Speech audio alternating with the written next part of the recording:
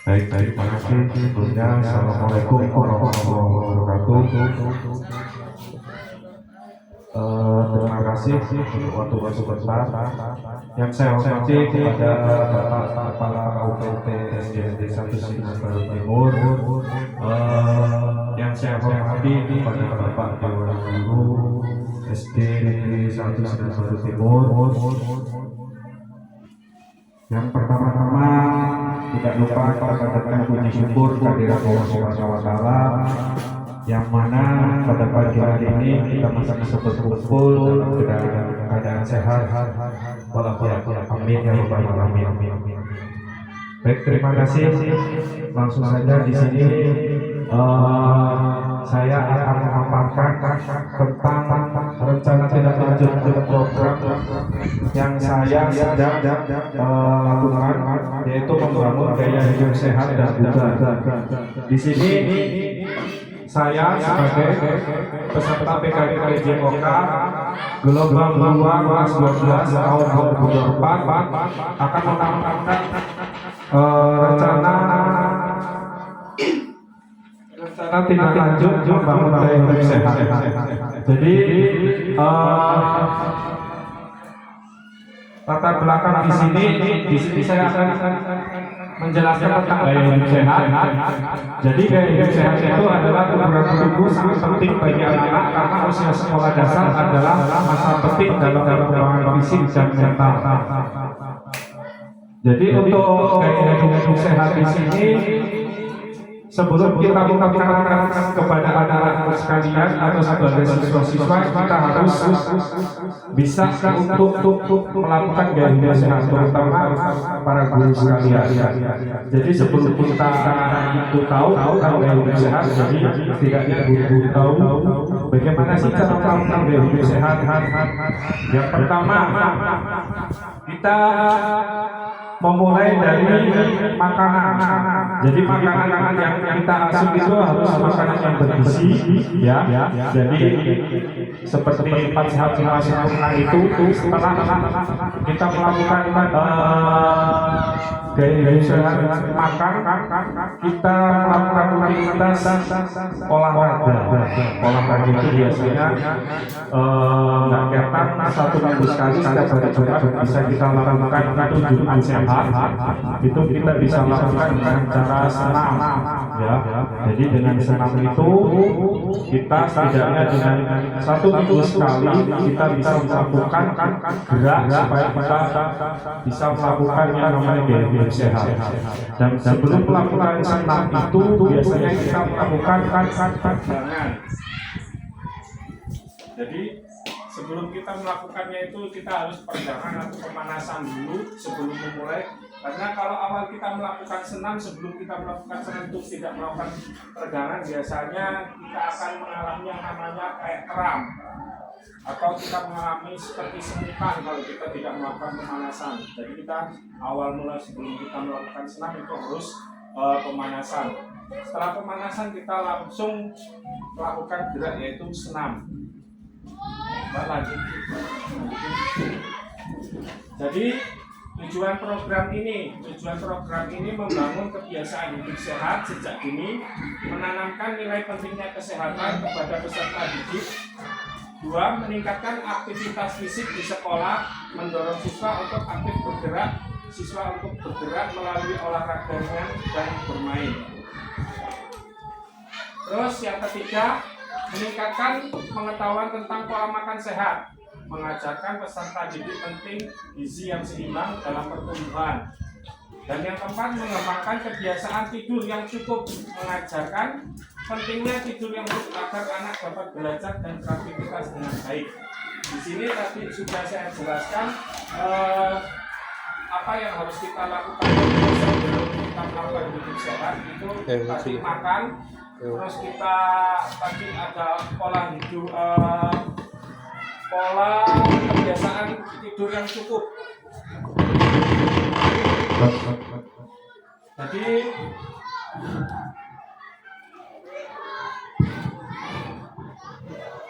setelah melakukan itu yang namanya tadi makan sehat, Jadi kita juga perlu yang namanya mengembangkan kebiasaan.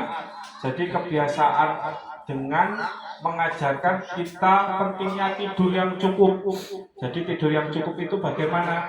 Tidur yang cukup itu biasanya setelah kita melakukan aktivitas olahraga, ya biasanya siang itu 1 jam atau 1,5 jam, lewat jam 1 itu kita melakukan aktivitas biasanya tidur yang cukup. Itu untuk memulihkan otot-otot yang tadinya kita melakukan aktivitas fisik yang terlalu lebih untuk mendorkan atau istilahnya kita peregangan untuk supaya otot-otot itu tidak tegang. Itu adalah salah satu kebiasaan juga untuk pentingnya untuk membangun program hidup sehat ini. Selanjutnya capaian program. Untuk capaian program ini yang pertama, siswa mampu memahami dan menerapkan dasar gaya hidup sehat. Dan yang kedua, siswa terbiasa melakukan aktivitas fisik minimal 25 menit setiap hari. Dan yang ketiga, siswa mulai memahami jenis makanan sehat dan memilih makanan yang bergizi. Dan yang keempat, siswa memahami pentingnya tidur yang cukup dan pengelolaan waktu. Di sini 4 tadi itu sudah dijelaskan.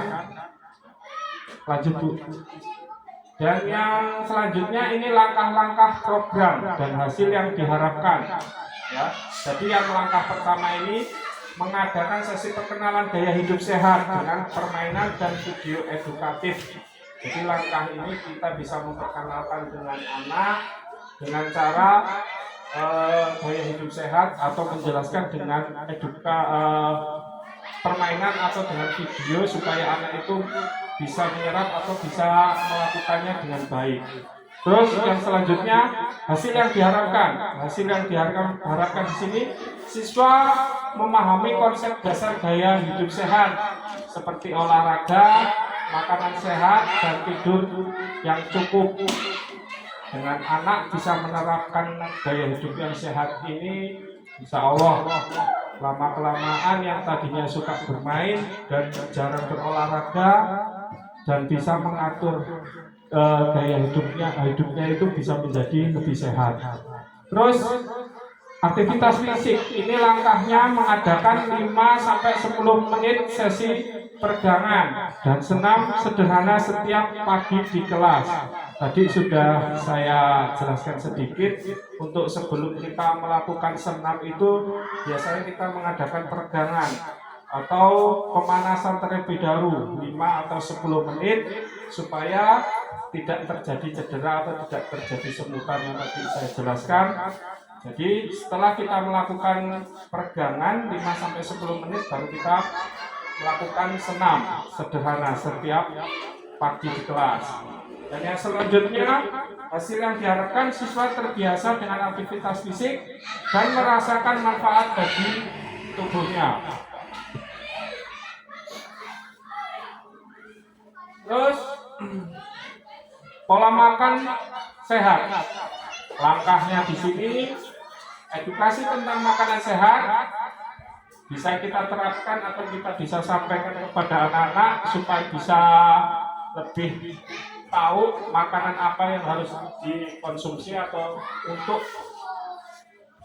asupan gizinya, yaitu biasanya buah-buahan, sayur-sayuran dan makanan bergizi. Buah-buahan di sini banyak, nggak harus mahal. Di kampung kita ini banyak sekali buah-buahan. Buah-buahan itu juga pasti banyak vitaminnya dan juga banyak gizinya. Bisa semuanya kita konsumsi kecuali yang tidak sehat.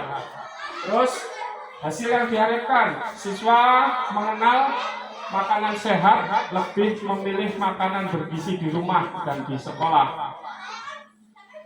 Yang selanjutnya, manfaat tidur dan istirahat tadi memberikan pemahaman melalui cerita atau diskusi tentang pentingnya tidur yang cukup untuk kesehatan dan pembelajaran yang optimal. Dan capaian yang diharapkan, siswa memahami pentingnya tidur yang cukup dan mulai menerapkan rutinitas tidur yang teratur. Dan yang selanjutnya, partisipasi orang tua. mengadakan sosialisasi dengan orang tua pentingnya mendukung gaya hidup sehat dan anak di rumah, dan capaian yang diharapkan orang tua terlibat dalam membangun kebiasaan sehat anak seperti menyediakan makanan sehat dan mendorong aktivitas fisik. Di sini saya mempunyai program yaitu untuk gaya hidup sehat. Di sini kita seminggu sekali biasanya melaksanakan senam. Jadi melaksanakan senam itu kita biasanya bekerja sama dengan orang tua dengan cara kita memberikan anak, contohnya menyampaikan kepada anak supaya membawa bekal, dan bekal yang kita sampaikan harus makanan yang bergizi. Jadi orang tua itu bisa menyiapkan untuk anak-anaknya supaya memberikan asupan makanan yang bergizi. Jadi setiap Jumat itu nggak kayak Jumat sekali, kita mengadakan setelah senam bersama, kita melakukan makan bersama atau membawa bekal dari rumah, dan kita sampaikan kepada anak supaya anak membawa bekal untuk makanan yang bergizi. Contohnya seperti tadi, katakan buah-buahan ada, sayuran ada, terus lauk pauk yang makanannya itu bergizi seperti tahu tempe atau ikan, kita bisa memberikannya. Dan supaya itu tadi edukasinya kita sampaikan ke orang tua supaya orang tua bisa memberikan kepada anak atau bisa membawakan bekal untuk anak. Terus struktur program dan rekan sejawat dalam komunitas belajar. Kegiatan ini merupakan sebuah program kegiatan ekstrakurikuler di sekolah, di mana kegiatan pembelajaran dilakukan di luar kelas untuk menguatkan, memperdalam mata pelajaran yang telah dipelajari dalam kegiatan ekstrakurikuler. Yang kedua, peserta didik yang terlibat adalah kelas 1 sampai kelas 6 dengan jumlah lebih dari 30 anak. Struktur dan rekan sejawat, penanggung jawab, kepala sekolah, guru PJOK mengembangkan pengetahuan, keterampilan, dan aktivitas peserta didik. Guru kelas sebagai koordinator di dalam kelas maupun lapangan pada saat kegiatan berlangsung. Tenaga pendidikan biasanya membantu dalam persiapan dan pelaksanaan kegiatan.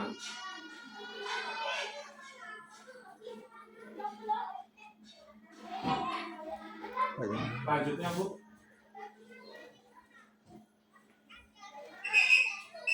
Jadi di sini ada evaluasi program rencana kita untuk evaluasi mingguan. Itu guru mengadakan evaluasi sederhana tentang keikutsertaan siswa dalam kegiatan fisik atau tadi yang sudah direncanakan, yaitu senam yang sudah kita rencanakan atau sudah kita terapkan kegiatan seminggu sekali kita melakukan senam. Terus kuesioner sederhana untuk siswa dan orang tua setelah setiap tema, misalnya makanan sehat, olahraga, tidur selesai, kuesioner sederhana diberikan untuk mengukur perubahan kebiasaan. Jadi supaya melihat tolak ukur atau presentasi kemajuan anak itu dalam melakukan gaya hidup sehat. Terus akhir program melakukan survei menyeluruh terhadap siswa, guru, dan orang tua untuk mengevaluasi perubahan kebiasaan anak selama program berlangsung, seperti peningkatan aktivitas fisik, pola makan yang lebih baik, dan waktu tidur.